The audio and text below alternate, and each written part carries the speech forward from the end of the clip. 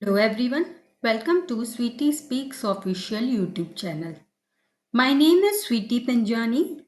We are in UVM basic series where we are learning UVM concepts from start.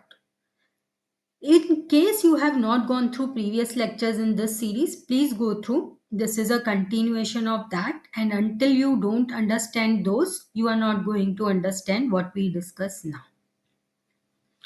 Let's get started. Today we are going to understand about UVM sequence.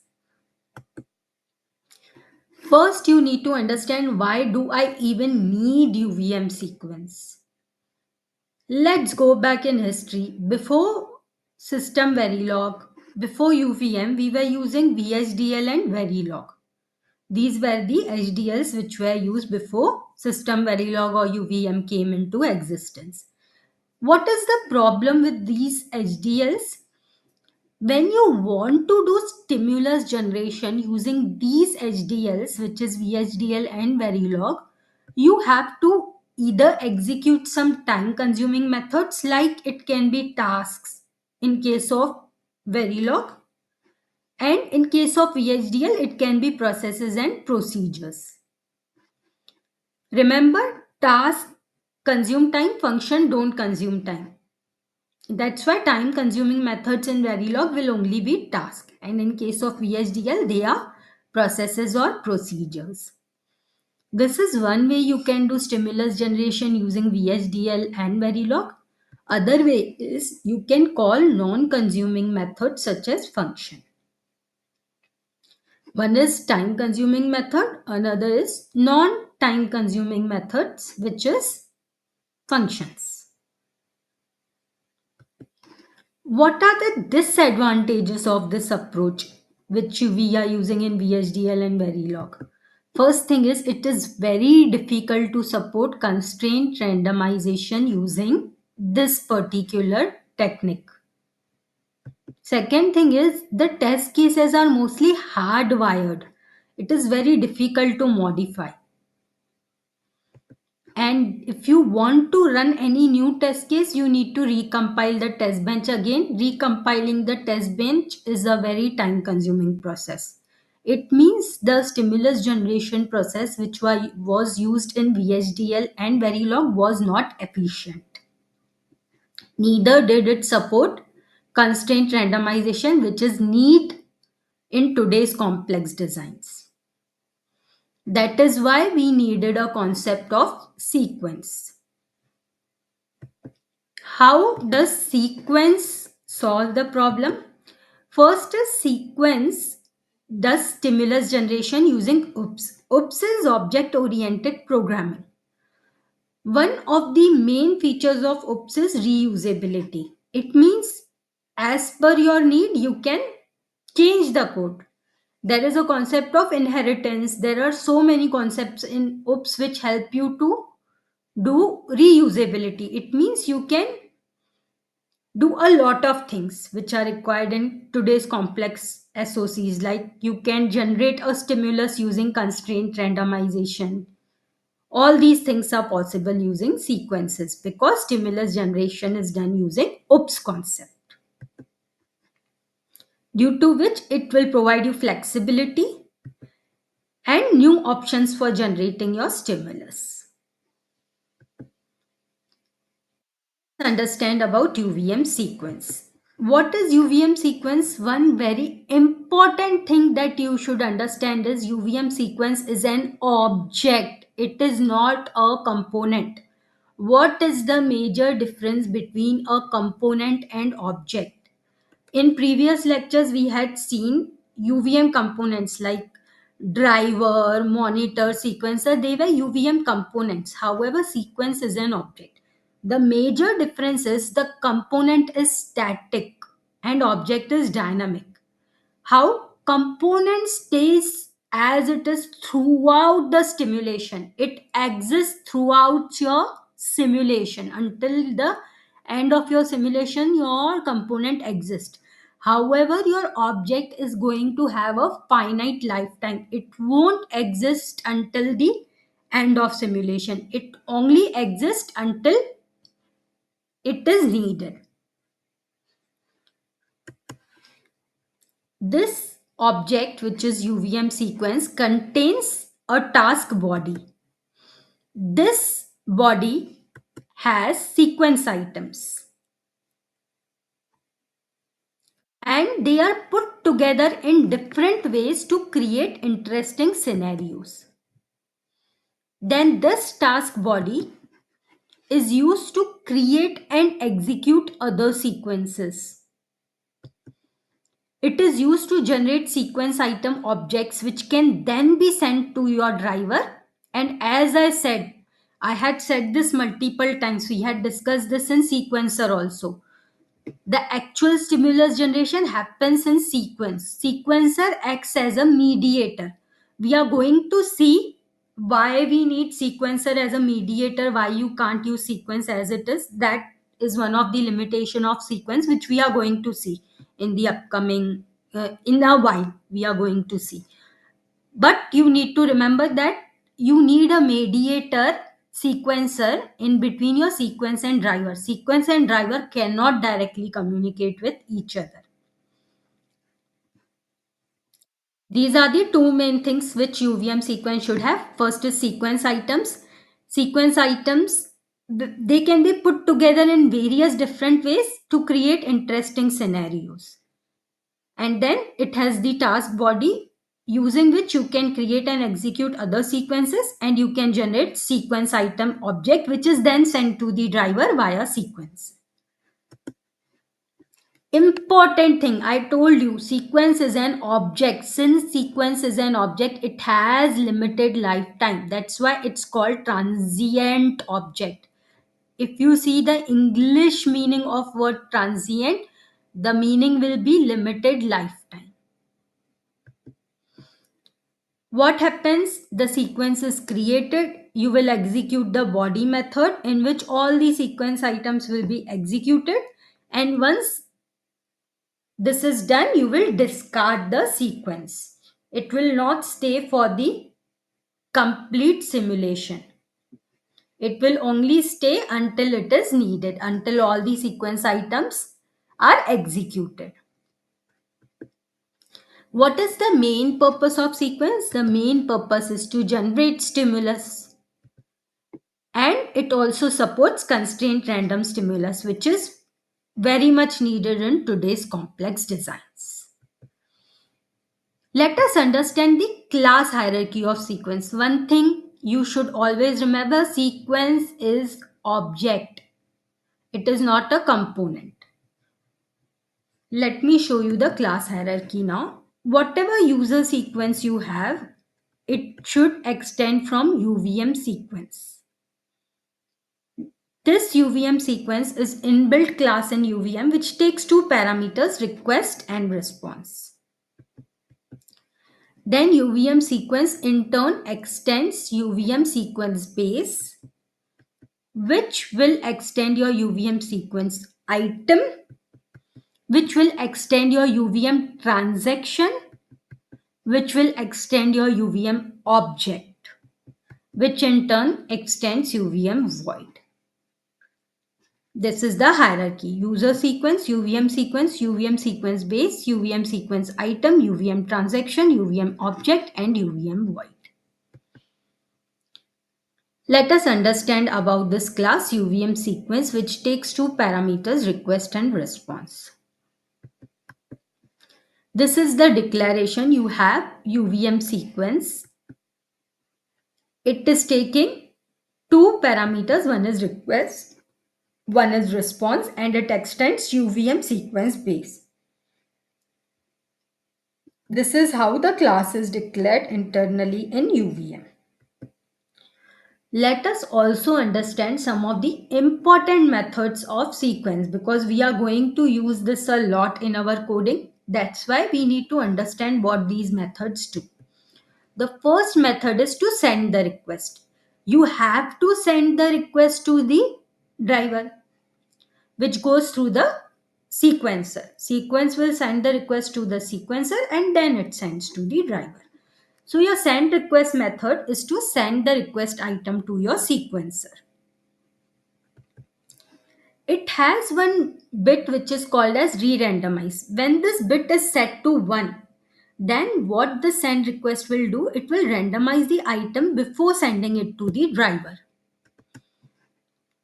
Remember, send request can only be called after wait for grant is returned.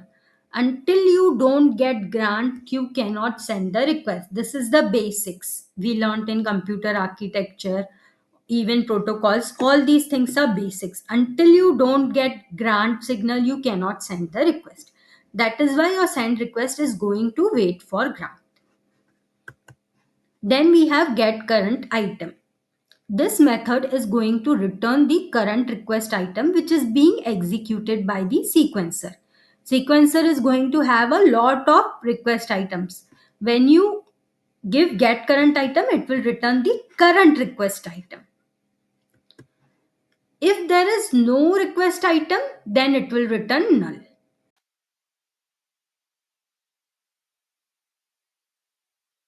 The next method is get response. Using this method, sequences must retrieve responses by calling get response, and this should be the default thing which should happen. You need to get the responses. In case the transaction ID is specified, you need to return the next response sent to the sequence with that particular transaction ID if the transaction ID is specified. If there is no response in the queue for that particular transaction ID, then you need to block until the response is available. Until you don't get the response, you have to block the further process. That's how get response works. It's a blocking call. Default size of your response queue is 8. This you need to understand. In UVM, the default size of your response queue is 8. If the response queue is overflowing, you exceeded these 8 responses in the response queue, then the responses will be dropped and you will get an error. UVM will report an error if the error reporting is enabled. And you can disable this error reporting by using this set response queue error disabled. In case you disable this response queue error, then you are not going to get an error even if the response queue overflows. The default size is 8. Remember all these points because there will be a point wherein your responses are overflowing and maybe this thing is set in your UVM environment and you may not even get error and you will think what happened, what is wrong with my test bench. That's why I say you need to understand the concepts in depth. If you knew that the default size of response queue is 8 and it is possible that your response queue is overflowed, and if this particular thing is set response queue error disable, then you will not get this error. If you knew this, then you will search if this thing is there or not, and if it is there, you will enable it to know if your response queue is overflowing. That's why your in-depth knowledge does help in debugging also. Now, with the help of a beautiful diagram, I am going to show you how the stimulus is generated in UVM using sequence. The main purpose of sequence was stimulus generation. Let us see how that happens. You have a sequence. This sequence has a lot of sequence item. I told you sequence has lot of sequence items which you can rearrange in different ways to create interesting scenarios. In my case, in my diagram, I am showing 4 different sequence items. This can be any number. And then you have a sequencer. Sequencer is going to act as a mediator between your sequence and driver. Sequence is going to send these sequence items one by one to sequencer. If you remember, we had discussed there is get next item method, get method through which you can get the sequence items. Through that, your sequencer is going to get the sequence items from the sequence. Then you have the driver. Ultimately, your driver should receive these sequence items. It does that with the help of sequencer.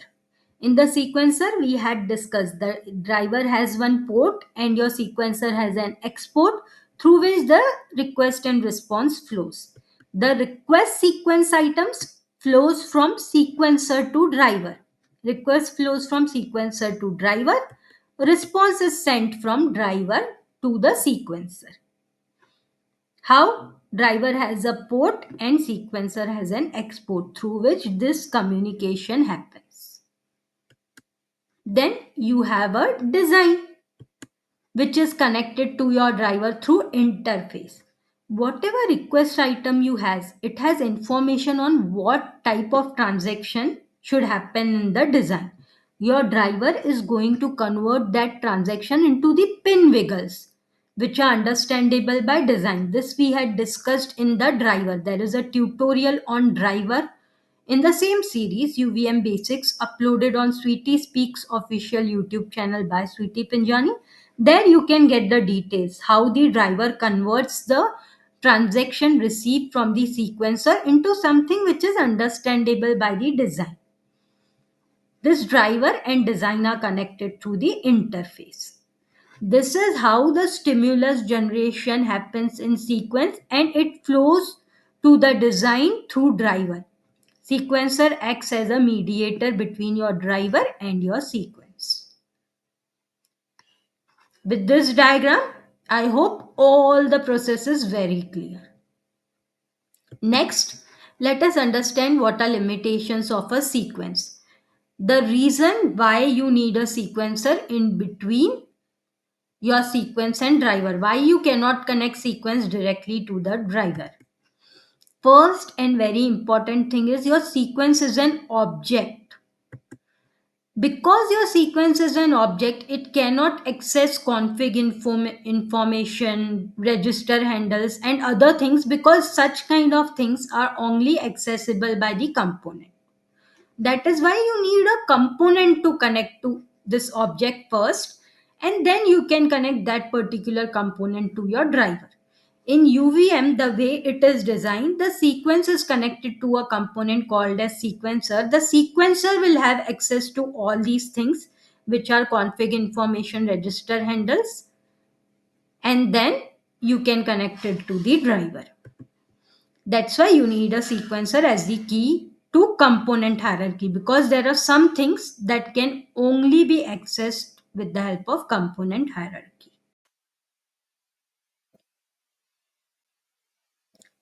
We understood the theoretical part. Now let's understand the coding part. We will understand the steps to create a sequence. The first step is you need to create a user defined sequence class. This user defined sequence class should extend from your UVM sequence. Then you need to register this user defined sequence class with UVM factory and call the constructor new. Second will be you need to declare a sequencer to execute your sequence. Remember, you cannot connect sequence directly to the driver because sequence is an object, driver is a component. You need a component in between to connect the sequence to the driver, and in UVM that component is sequencer. That's why in order to be able to execute the sequence you need a sequencer. Now, if you remember, we had learned about sequencer in detail. In case you have not gone through, there is a complete tutorial available on sequencer on the same YouTube channel, which is Sweetie Speaks official YouTube channel by Sweetie Pinjani, the same series UVM Basics. Please go through a lecture on sequencer. There, what we had discussed, there are two handles for the sequencer. M First is M sequencer and second is P sequencer. M sequencer is default, and if you need P sequencer you can create. So say if you need a P sequencer as per your requirement, you can create the P sequencer handle using UVM declare P sequencer and your sequencer name. Remember, this is optional. You have M sequencer by default. If you want, you can have a P sequencer which you need to explicitly declare using UVM declare P sequencer and pass your sequencer name as argument. This is the second step. The third step is very important. You have a task body in your sequence which you need to define. What code can come in your task body? You can randomize the stimulus. You can send the stimulus to your sequencer. One thing you need to note that this task body can also have the callbacks pre-body and post-body. Pre-body means if anything you need to do before calling task body, you can do in pre-body. Post-body means if anything you need to do after calling task body, you can do here. There is a complete tutorial on UVM callback in the same series. UVM basics uploaded on the same channel, Sweetie Speaks Official by Sweetie Pinjani. Go through that. You will understand what is this pre-body and post-body methods. These are a type of callback. First step in creating a sequence is to create a user-defined sequence, in which first you need to extend your sequence from UVM sequence. Here you can see my sequence is Sweetie sequence, which extends UVM sequence. Then you need to register your sequence with factory. We had seen in the tutorial on UVM factory how to register with the factory. In case you have not gone through, go through the lecture on UVM factory. It's available in the same series. There we had told if you want to register your object with the factory, you can use UVM object utils and pass the name of your object. Remember for object you only have one argument here, only the name of your sequence. Parent is not required. Parent is required in case of component. As clarified, sequence is an object. That's why here only you have to pass the name. Next step is you need to call the constructor new. Here you can see we have called the constructor new, and since it's an object, it takes only the name. Parent is not required. Name is Sweetie sequence. And then we are calling super.new, passing the name. This was the first step. The rest of your sequence code can come here. Specifically, your task body will come after this. The second step was to declare a sequencer. Why do we need a sequencer? Because it has to act as a mediator between your sequence and driver. Your sequence cannot be directly connected to driver. That's why you need a sequencer. Here we had covered in detail how to create a sequencer. There is a tutorial on sequencer you can go through. It's already uploaded in the same series. There you can see how we have created a sequencer named Sweetie Sequencer, and in that we had also shown how to use the P sequencer. The sequencer has two handles, M sequencer and P sequencer, wherein M sequencer is default and P sequencer you need to declare. Using UVM declare P sequencer and pass your sequencer. In my case, I am showing you how to declare the P sequencer. And for detailed code on how to create sequencer, go through the tutorial on sequencer. The third step, which is very important for sequences, to define the task body. Because this is the main task inside your sequencer where you will have the transaction sequence items. Understanding task body is very important to understand the sequence. One thing you have to note, you can also have pre-body which is called before body. Here anything that you want to execute before body can come inside pre-body. Here I have the task pre-body where whatever code you need to execute before task body, you will keep it here. Then you have task body. In my case, I already have a predefined packet, sweetie packet. It is already defined. And I'm creating an object of sweetie packet. The name is packet. Then I'm calling UVM do. I'll tell you in detail about this macro. For now, remember in the task body, we call the macro UVM do and we pass our packet to that. That's it. In my case, I am only doing this. This is to show you an example of what things we can do in the task body. I have created an object of packet and I have passed that to macro UVM do. Next, you can have post body. Anything that you want to do after task body will come in your post body. Remember, pre body and post body are callbacks. In case you still don't understand callback, there is a complete tutorial on UVM callback in the same series. Go through that, you will understand what is the main purpose of callback. Now let's understand what does UVM do. UVM do is a macro provided by UVM which we use in the sequence. What UVM do macro will do? It will allocate an object of type sweetie packet to packet. In my case, I am passing packet to UVM do which is of type sweetie packet. So it will allocate an object of type sweetie packet to packet. It will randomize the packet and it will send the packet to sequencer. All this is done only by calling UVM do and passing the packet. I don't need to create a code for all this.